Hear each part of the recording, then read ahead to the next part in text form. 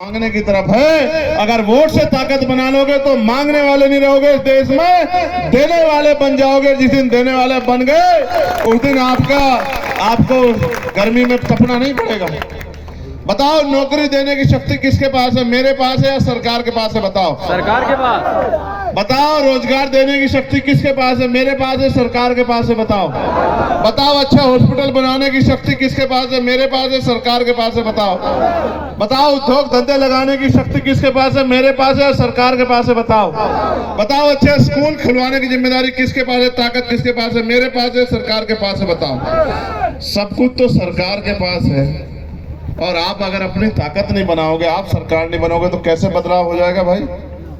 अब मैंने कहा, मेरी बात पे गौर करो, मैंने पार्लियामेंट में कहा कि भारत में बदलाव तब तक नहीं होगा, गौर से सुनना, जब तक इस देश में अच्छी शिक्षा व्यवस्था तब तक नहीं होगी, जब तक प्रधानमंत्री से लेके और प्रधान का बेटा सरकारी स्कूल में नहीं पढ़ेगा, तब तक इस देश में अच्छी शिक्षा गरीबों को नहीं मिल सकती। जब प्रधानमंत्री से लेके, मुख्यमंत्री से लेके, राष्ट्रपति से लेके, राज्यपाल से लेके सारे मंत्री, विधायक, सांसद, जिसमें मैं भी हूं, और जितने क्लास 1, क्लास 2, क्लास 3, क्लास 4 के अधिकारी हैं, जितने भी वो नेता हो, अभिनेता हो, जितने लोग हैं जो सरकारी सुरक्षा लेते हैं, सुविधा लेते हैं, तनख्वाह मिलती है, मानदेय मिलता है, जब तक उनके बच्चे सरकारी स्कूल में नहीं पढ़ेंगे तब तक इन सरकारी स्कूलों में सुविधा नहीं आने वाली। क्योंकि सुविधा तब आएगी जब एक ही कमरे में क्लास 4 के बच्चे बैठे होंगे, एक बच्चा मुख्यमंत्री जी का होगा, दूसरा बच्चा कलेक्टर साहब का होगा, तीसरा बच्चा एसएसपी महोदय का होगा, चौथा बच्चा सीओ महोदय का होगा, पांचवा बच्चा हमारे जैसे किसान मजदूर के परिवार का होगा, छठा बच्चा सफाई का काम करने वाले का होगा, और सातवां बच्चा खेतों में मजदूरी करने वाले का होगा। जब तक ये नहीं होगा तब तक अच्छी शिक्षा नहीं आएगी। जिस दिन ये हो गया, ना मास्टर की कमी होगी, ना स्कूल गिरने वाला होगा, ना पंखों की कमी होगी, ना किताबों की कमी होगी, बेहतर से बेहतर शिक्षा मिलेगी। ये होगा बदलाव। और फिर अच्छा इलाज तब मिलेगा जब राष्ट्रपति से लेके और गांव में रहने वाले प्रधान के बच्चे का भी इलाज और उनका खुद का इलाज भी सरकारी अस्पतालों में होगा। तब आएगी सरकारी अस्पतालों में सुविधाएं। कैसे? अगर मुख्यमंत्री जी बीमार हो जाए, मैं तो नहीं करता, हमारे यहाँ अच्छे मुख्यमंत्री बेचारे बीमार हो जाएं, लेकिन क्योंकि ये तो बीमारी आदमी के साथ होती है, मैं उदाहरण के तौर पे कह रहा हूँ, अगर कोई भी नेता बीमार हो जाए और उसको प्राइवेट हॉस्पिटल में ना जाने दिया, सरकारी हॉस्पिटल में लाया जाए, तब उसको पता लगेगा कि सरकारी हॉस्पिटल की स्थिति कैसी है। ना डॉक्टर है, ना दवाई है, ना कुछ है, ना कुछ है। तब जाके बदलाव होगा जब जिलाधिकारी को बीमारी होने पर जिलाधिकारी सरकारी अस्पताल में इलाज कराए, जहां हम गरीब किसान मजदूर परिवार के लोग इलाज कराते हैं, तब आएगा अच्छा इलाज की व्यवस्था, तब आएंगे डॉक्टर बढ़िया, तब जो है बाहर से दवाई नहीं लिखी जाएगी, तब एक्सरे मशीन भी होगी, एमआरआई मशीन भी होगी, और तमाम तरह की चीजें होंगी, तब जाके बदलाव होगा। और मैं फिर आपसे कहना चाहता हूं, अगर बदलाव नहीं, देखो पॉलिसी बना के लाखों लोगों के लिए बदलाव किया जा सकता है, इंडिविजुअल व्यक्तिगत लाभ देके 1-2 लोगों की मदद की जा सकती है। जैसे मुझसे कोई कहे कि भाई मेरा बच्चा बीमार है, मुझे कुछ पैसे दे दो, मैं दे दूंगा, तो एक बच्चे का इलाज हो जाएगा। लेकिन अगर पॉलिसी बन जाए तो करोड़ों बच्चों का इलाज मुफ्त में हो जाएगा, नहीं हो जाएगा? बताओ।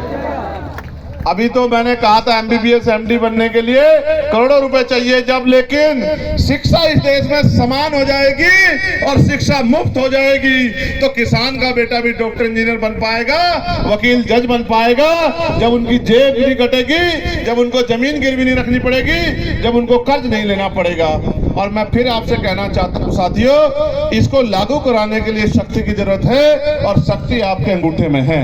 जिस दिन ये शक्ति आपने मेरे साथ खड़ी कर दी, आजाद समाज पार्टी की पॉलिसी के साथ खड़ी कर दी, उस दिन वो दिन दूर नहीं कि पहले उत्तर प्रदेश में और फिर देश में ये होकर रहेगा। इसको कोई होने से रोक नहीं सकता है, क्योंकि अब गरीब जागरूक हो गए हैं, अपने अधिकारों के प्रति सचेत हो गए हैं।